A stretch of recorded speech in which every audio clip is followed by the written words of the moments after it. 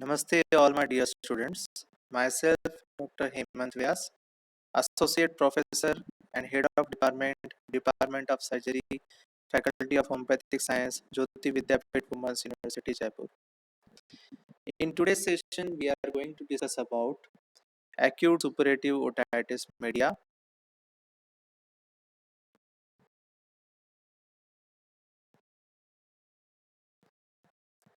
So let's study the definition.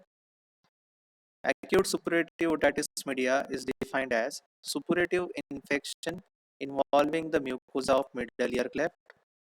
So by convention, it is termed acute if the infection is less than 3 weeks in duration.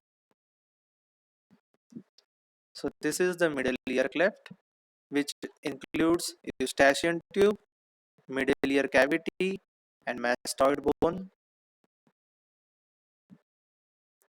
Etiology: the ASOM or acute suppurative otitis media occurs more easily in children and infant and in winter and spring season. After upper respiratory infections, the chances of ASOM are increased.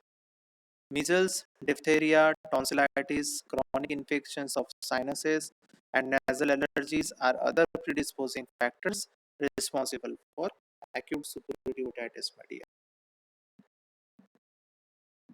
Now, causative organisms of ASOM. Three main bacteria which are responsible are Streptococcus pneumoniae, Haemophilus influenzae, and Moraxella catarrhalis. So these three bacteria are found in majority of cases responsible for ASOM. Other bacteria are Streptococcus pyogenes, Staphylococcus aureus, and Pseudomonas aeruginosus.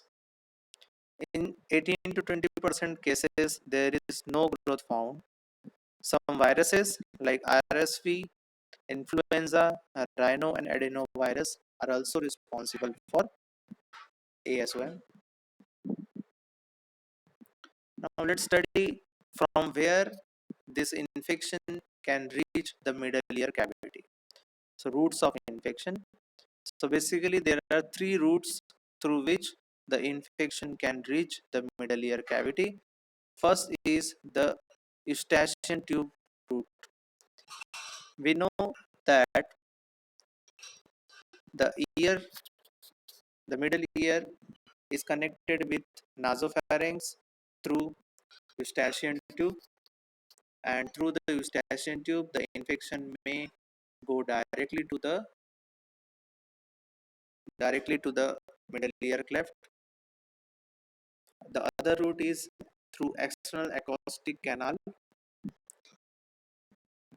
and this happens if there is perforation to the tympanic membrane.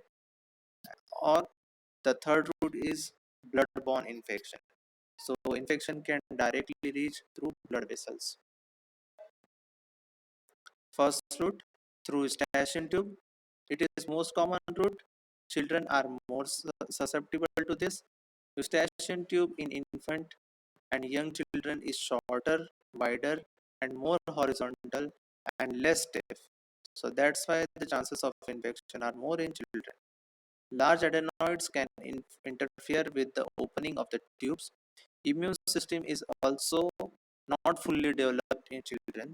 That's why ASOM can easily occur in children. A small tube connecting the middle ear to the nasopharynx. It functions to regulate and equalize pressure of middle ear. It prevents fluid from accumulating in the middle ear, protect from nasopharyngeal infections.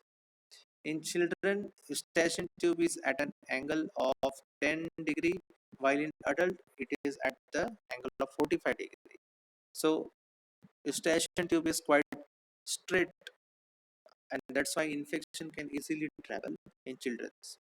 Isthmus is a narrowing in the eustachian tube at the junction of cartilaginous and bony part, and it is only present in adults. So in this diagram we can see the angle which is 10 degrees in infant and 45 degrees in adult. That's why chances of ASOM increases in infants. So infection through external acoustic meatus is associated with tympanic membrane perforation. Example, tympanic membrane trauma, insertion of tympanostomy tubes or tympanometry, laryngotomy can lead to ASOM. Now we are going to study ASOM in detail. So there are 5 stages of ASOM in which we are going to study the first stage, which is called as catarrhal stage, also called as stage of congestion. So in each stage, we will discuss pathology, symptoms, and signs. So the first stage, which is called as catarrhal stage, it is also found that there is occlusion of eustachian tubes in this stage and congestion of middle ear as far as the pathology is concerned. Symptoms, there is fullness in ear, severe pain in middle ear which is aggravated at night, deafness, tinnitus, autophony. These other symptoms are also found, and the constitutional symptoms like fever and malaise can also be found. Signs, there is retraction of eardrum, cartwheel appearance of tympanic membrane, and tympanic membrane becomes completely red and light reflex is lost. So in this diagram, we can see the congestion and cartwheel appearance of the tympanic membrane. This cartwheel appearance is seen because of the radiating nerves, the radiating arteries or blood vessels which are found on the tympanic membrane. The exudation stage is the second stage. The pathology shows exudation of fluid starts in middle ear cleft. It pushes the eardrum laterally.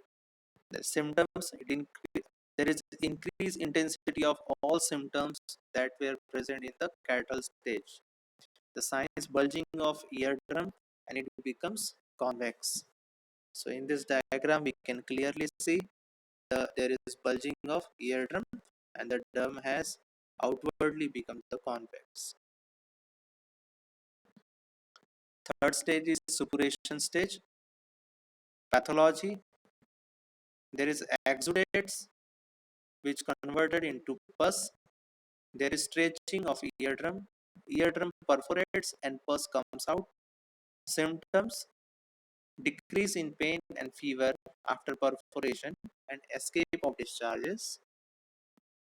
Signs, eardrum perforates in anteroinferior part. Otorrhea, initially discharges are blood-stained. Lighthouse effect, pulsatile discharges.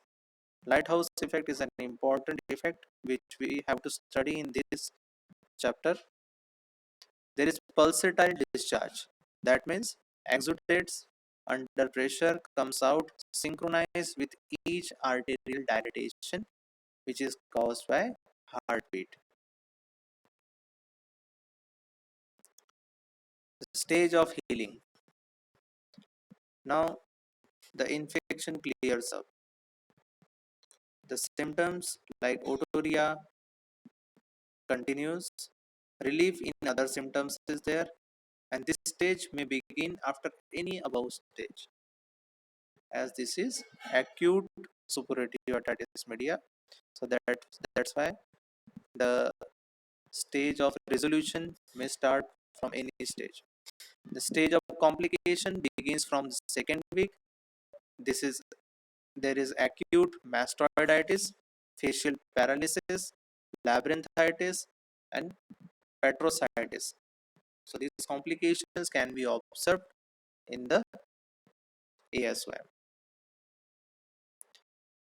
Now, what investigations we suggest to the patient? We suggest test for hearing like audiometry and tuning fork test, which shows conductive deafness. Hematological investigations has to be carried out. Bacteriological examination of discharge can be advised. to test which bacteria is involved and to test the sensitivity of the bacteria to the antibiotic. Now let's study the treatment. So treatment can be systemic, local or surgical. In systemic, we give antibiotics, analgesic, decongestants, and we advise rest to the patient.